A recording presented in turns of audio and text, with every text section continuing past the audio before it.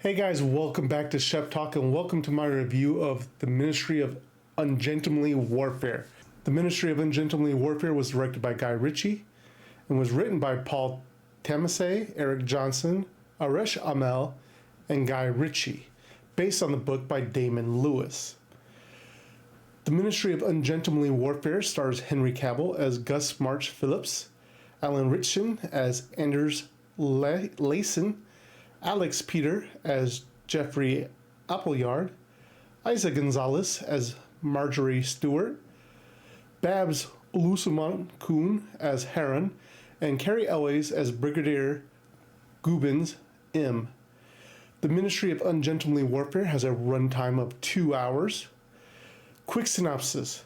Great Britain is on the brink of losing World War II when Churchill enlists a group of unconventional people to take out German supplies to give Great Britain a chance to survive until the US arrives with troops. What a year for Guy Ritchie, right? First, we have the Gentleman series, which is a kind of prequel to the Gentleman movie, which I really enjoyed from Guy Ritchie. And now we have the Ministry of Ungentlemanly Warfare, which every Guy Ritchie movie, I'd say the majority of Guy Ritchie movies are something that I am excited for or will be very interested to see. And so with this being based on a true story, I definitely was interested to see what Guy Ritchie was going to do with this type of movie. And if you are a fan of Guy Ritchie like I am, you kind of expect two things from Guy Ritchie. The first of those things is his writing style. He definitely has a dialogue type that he likes to do. His style is definitely unique and kind of different, and you know what you're going to get with him. And then the second thing you're going to get with Guy Ritchie in his movies is some kind of over-the-top ultra action scene. And this is definitely in his wheelhouse. We definitely get that ultra over-the-top action and violence in this movie. This is an ensemble cast. There are so many actors in this movie, and I can't run through them all. I really think that all of them did, or the majority of them did, do a good part in this movie. Henry Cavill did good. Carrie Elways did good. But really, there's two actors that I'm going to call out. I think they did really good. They stood out to me in this ensemble of great actors in this movie. And the first one is Alan Ritchson. He has a phenomenal career. I first started following him as Thad in Blue Mountain State. If you have not checked out that TV show, do yourself a favor and go do that.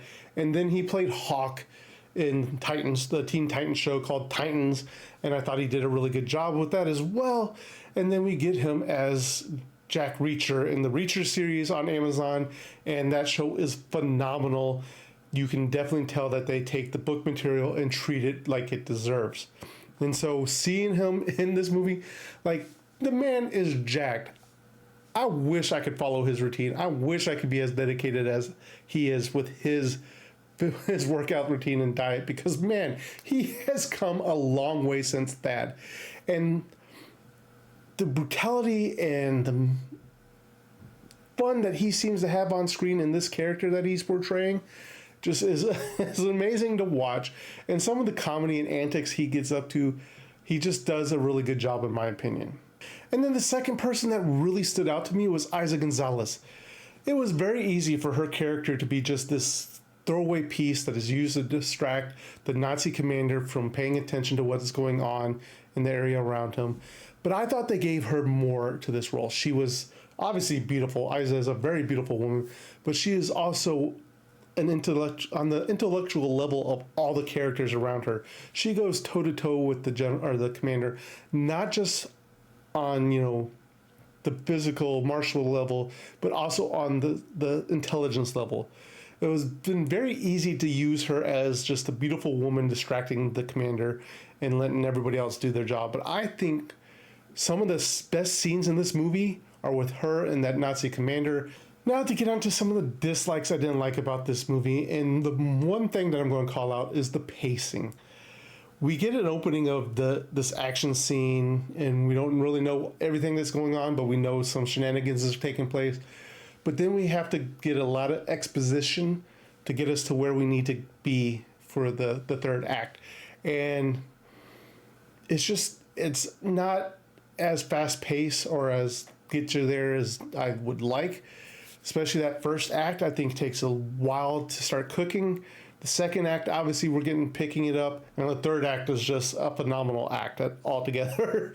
But the pacing, that very beginning, is very slow and very methodical, and I think it was a lot of dead space. Now, say I love the action is an understatement. I do love the action in this movie. It is so over the top. Some of the weapon choices and stuff like that are just boggles my mind.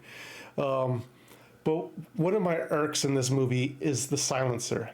And it's even in the modern day where they use silencers, and it seems to be, you put a silencer on a weapon, no one's going to hear it, not even another enemy combatant that's standing like 10 feet away.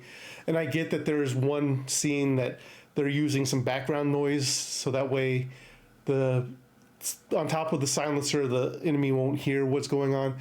But I think they just use the silencer way too over the top. The silencer doesn't truly silence it. It's not as loud as you usually get it, but it doesn't silence the gun being fired. And literally, they will be in a scene and shoot someone, and there'll be another guard like 10 feet away, and the guard will not hear them. And so that kind of irked me and stuff like that. It's like, come on. I doubt that that's what happened in real life, that they were just shooting and no one was hearing, the gun. And I can get it that this movie is based on a true story and is based on a book. And so you're going off of that material, especially since I guess some of this stuff was declassified in like 2016. But for me, a lot of these characters are one-note characters. Like, we do not get no backstory except for what's in their mission folder. We don't get really much more except, so-and-so lost his brother to Nazis, now they're out for vengeance, XYZ.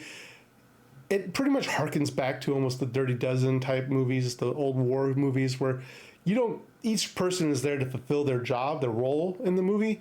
Everything else is not required. And this is what that is. It doesn't take away from the movie. Don't let me, I won't steer you wrong on that. It's just that if we are trying to be attached to these characters, we really don't get attached to these characters. And then speaking on these characters, this is, again, a big ensemble cast. And speaking of people doing their roles, there are a lot of characters in here that get regulated to the background. They're there to do their specific job, and when that's needed, they get called up. But that is it. You rarely get interaction with them. If you do, it's very minuscule. Obviously, you get some of the top people, Henry Cavill, Alan Richardson, Isaac Gonzalez. Those characters are definitely up there in forefront because of the roles that they're doing, while others kind of take the back role. And now there's more out there too that do get pushed to the forefront, but those are just the ones I'm going to recall off the top of my head. And I get it. It's hard, especially with a 2-hour movie, especially with like 6 or 7 characters. You can't have them all be taking center stage at one point. Overall, the Ministry of Ungentlemanly Warfare delivers what it wants. It is a World War II movie with some great action scenes, with some great intense moments as well. And the dialogue is Guy Ritchie. This is a Guy Ritchie movie through and through, I do believe. It does hit, though, but it is not delivering on like the top level. I'm going to say it gives us that good action. It gives us that dialogue. It gives them some good intense scenes.